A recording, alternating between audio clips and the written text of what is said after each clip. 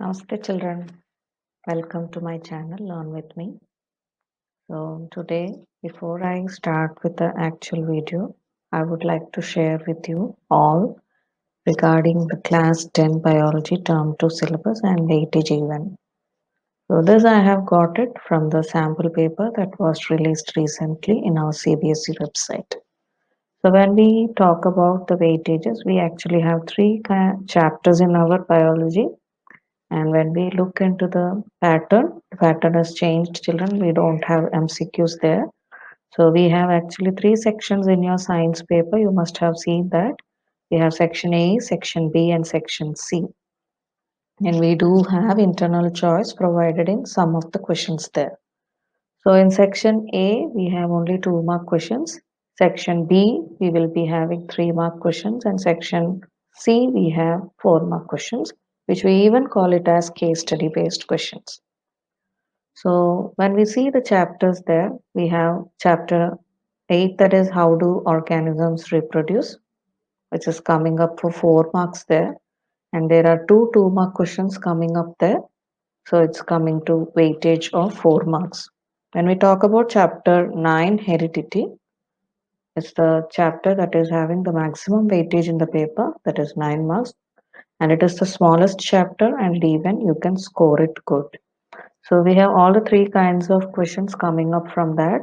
2-mark questions. We have one, there is an internal choice provided there. That is what I have written IC. We also have one 3-mark question and also one 4-mark question. So 4-mark question, as I told you, it would be a case study based question most probably. So and it also carries an internal choice over there. So you can see chapter 9 heredity is coming up to 9 marks there.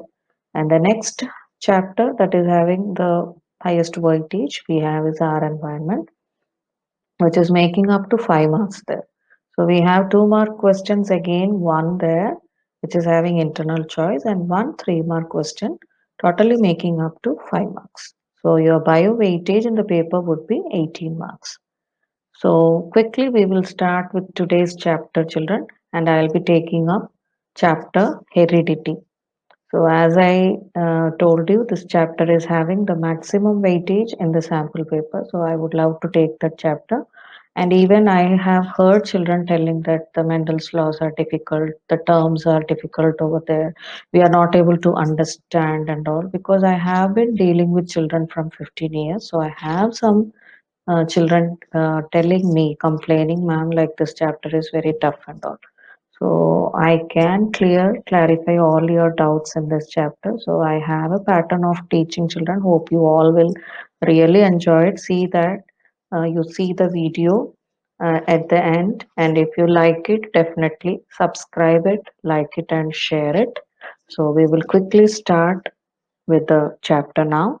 So before I start with the actual topic, my pattern is like I would like to make you aware of all those vocabulary that you will be coming across in the next part of the chapter. So suddenly in Mendel's laws, if there is a term that comes up phenotype, or if there is a term that comes up genotype, or suddenly they say homozygous or pure breed pea plant, then you should know like what exactly these terms homozygous, phenotype, genotype, and all stand for. So that's the reason I start always with the vocabulary that you will be coming across in the chapter, so that once you are thorough with the meanings of these vocabulary, then the next part of the chapter will be that easy for you. So we'll quickly start, children. I first start with heredity. Heredity is nothing but transmission of characteristics. Characteristics are nothing but they are the characters which will be carried from parent to offspring. Then what does this offspring stand for? Offspring is nothing but the young generation, which we can even use another word there, progeny, that you will be coming across in the chapter. So don't think that all these three words are different. Offspring is nothing but the young generation, which you can even call it as progeny. So the characteristics, if they are getting transferred from parent to offspring, we call it as heredity. Next, we have variations. Variations are nothing but there will be differences in the characteristics among the individual. Then what are actually characteristics? Characteristics, to tell them about few, I'll tell you, like it can be nature of your hair, or it can be the shape of your face, or it can be the shape of your lips, or it may be the thickness of the eyebrow. So all these come under the characteristics.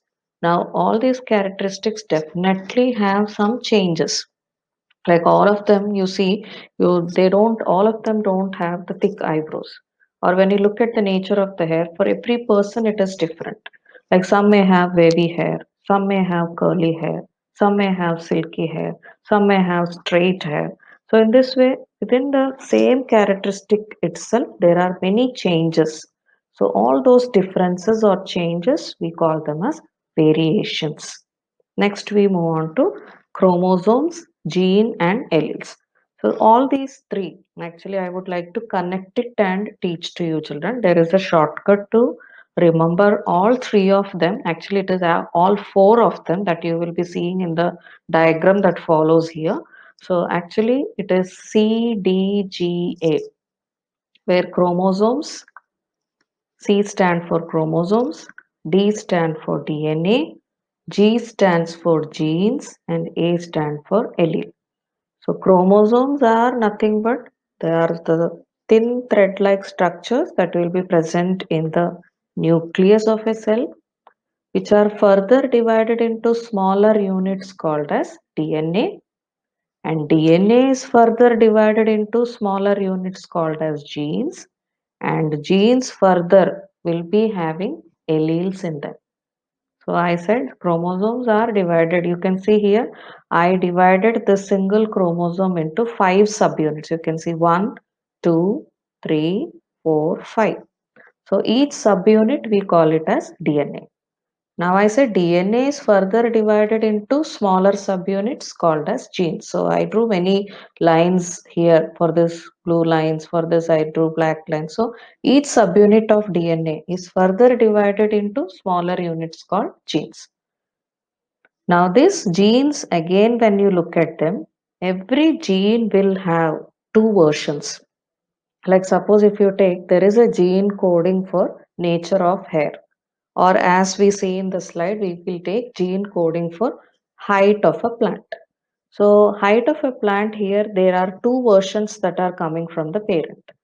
Why do we have two versions there? Because there are two parents involved in the sexual reproduction. We definitely have one version coming up from each parent there. So one version of height coming up from mother, another version of height coming up from father, which I have shown it here with a red color mark. You can see tallness allele coming from mother and dwarfness allele coming from the father. So here the gene selected was height of the person. And what are the alleles there? What are the two different versions that can be there from the mother and father? Either it can be tallness or it can be dwarfness. So in this way we can define. Suppose if somebody asks you what is a gene, you can define it. It is a functional unit of DNA. Suppose somebody asks you what is a DNA. DNA is nothing but functional unit of a chromosome. If somebody asks you what is an allele, alleles are nothing but the different versions of a gene. And every gene will have two alleles because we have two parents involved in the sexual reproduction. Next, we move on to how many kinds of alleles can be there. And depending upon that, we even have genes. There can be two kinds of allele, dominant allele and a recessive allele. As the name indicates, dominant allele, it's really strong enough and it will always try to suppress the recessive allele. The recessive allele is always a weaker allele. Now the genes are also like that. We have a dominant gene and a recessive gene. As you can see in the example here, dominant genes will be always denoted in capital letters. And look at the small letters here, recessive allele, it will be always expressed in small letters. Now, how are they actually deciding the appearance of an individual? Dominant genes can decide the appearance of an individual even if they are pairing up with an alternate allele. Like, for example, you see, I wrote here two possibilities, children. Like this is one gene pair, this is one gene pair, and both of them they stand for tall height of a plant. Then how is it possible? In the first case, we have both of them are identical allele, like capital T is going with capital T. So as capital T, they are dominant alleles, they will definitely make the plant a tall plant because tallness is a dominant character. Tallness is a dominant allele. On the other hand, what you see in the other case, one capital T is there, one small t is there. Here the plant can be even dwarf also because small t stands for recessive, but it is not growing as a dwarf plant. Instead, it is growing as a tall plant. What could be the reason? Because as I told you, the dominant allele will always try to suppress this weaker allele or the recessive allele or the dwarf allele. So the plant can no more express itself as a dwarf plant. Instead, it will grow as a tall plant. So here the dominant genes will be deciding the appearance of an individual even if they are with an alternate allele. On the other hand, recessive genes, they can decide the appearance of an individual only if they are with the identical allele. As you can see here, if small t is with small t, then only it can express its characteristic. If suppose small t is with capital T, it will be suppressed by the capital T. So recessive alleles or recessive genes will decide the appearance of an individual only in the presence of an identical allele. Now we'll see what is this condition where there both of them are same kind alleles, and suppose if the gene pair is different alleles and all. So we have two kinds of conditions there, homozygous and heterozygous. Homozygous, as the name indicates, homo stands for same. Heterozygous, here hetero stands for different. So homozygous condition is a condition where the gene pair will have identical alleles. Like you can see, either it is capital T or it is small t. So both the cases we have same kind of letter there. Both are either small letters or both are either capital letters. So that condition we call it as homozygous condition. Now heterozygous will become easy. Here you can see both of them are different. One is a capital letter and one is a small letter. So we cannot say here as small letter and capital letter children. Instead we should use a term there, allele. So here the alleles are identical and here the alleles are non-identical or they are alternate alleles. Next we have genotype and phenotype. These all terms you will be coming across when we are doing Mendel's laws. So once you are familiar with these all terms, it will become easy when you are taking up this Mendel's laws children. So we'll see what is a genotype and a phenotype. Genotype, the easy way to remember is genotype you cannot see in an individual.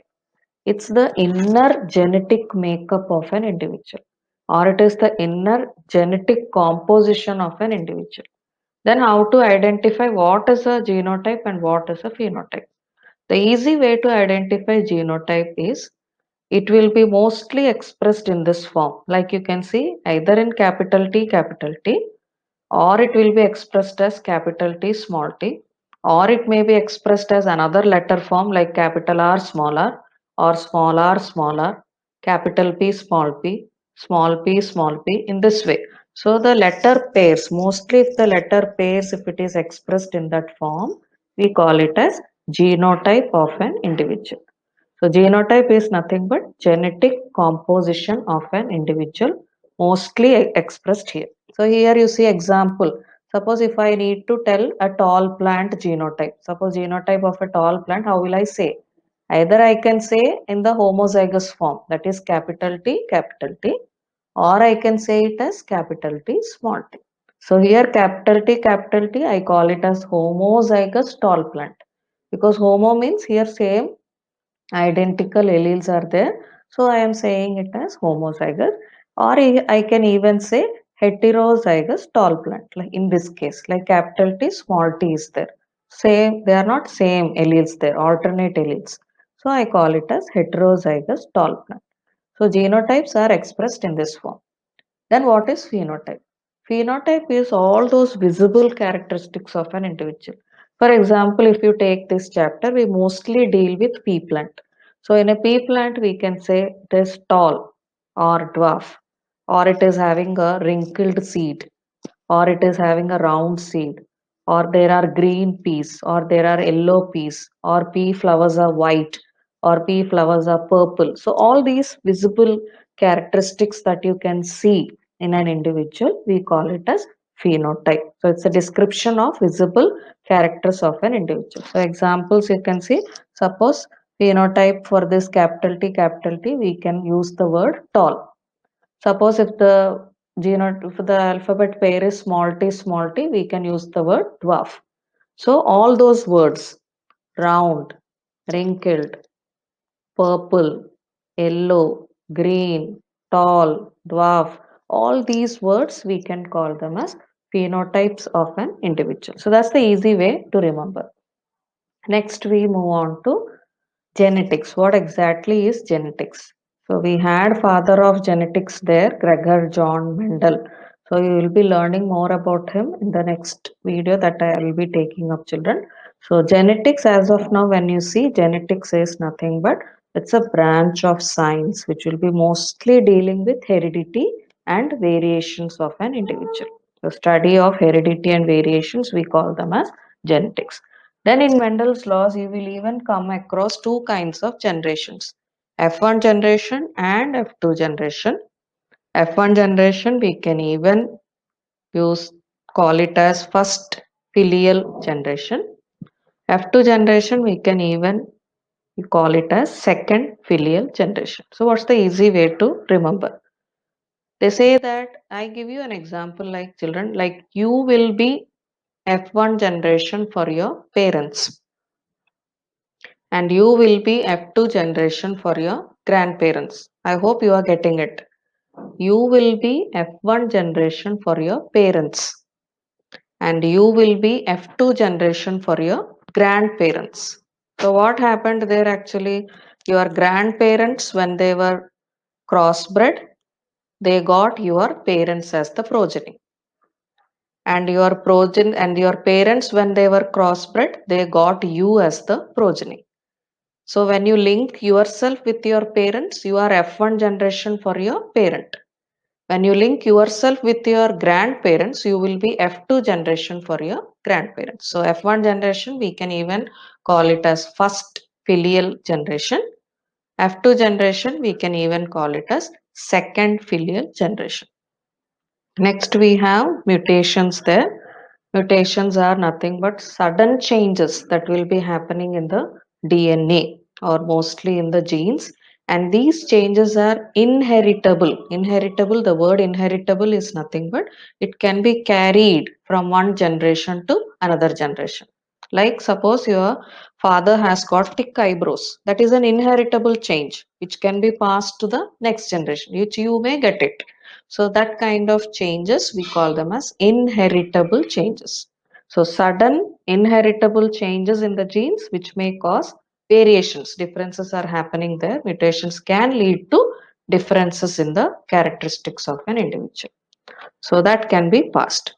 Now, as I told you, Gregor Johann Mendel, he is actually considered as father of genetics. He was the first person to study this inheritance of traits. Traits are nothing but characteristics. So, for example, of traits like I told you, the green seed or the pink flower or the purple flower or the round seed, these are all called as traits. The shape of the face or the shape of your eyebrow or the shape of your nose, these are all called traits. So he was the person who actually studied about all these traits, and without him, we will never would have learned what is actually Mendel's first law, Mendel's second law, what is this F1 generation, phenotype, genotype, all these terms we would have never come across, children, without his valuable contributions. So I even have a recapitulation for the day. So the children who have seen this video, if you do really understand the concept that I have explained, please do like this video, children. and also try to share this and subscribe it so that you will be coming across all those videos that I'll be uploading after this. So I even posted recapitulation for the day. Just go through this recapitulation, and I hope it will definitely help you, and try to answer this recapitulation in the disc box. So I'll be very happy to listen to you, children. And if you have any doubts also, you can just comment in the comment section. I'll be happy to answer you. Thank you, children, for watching this video.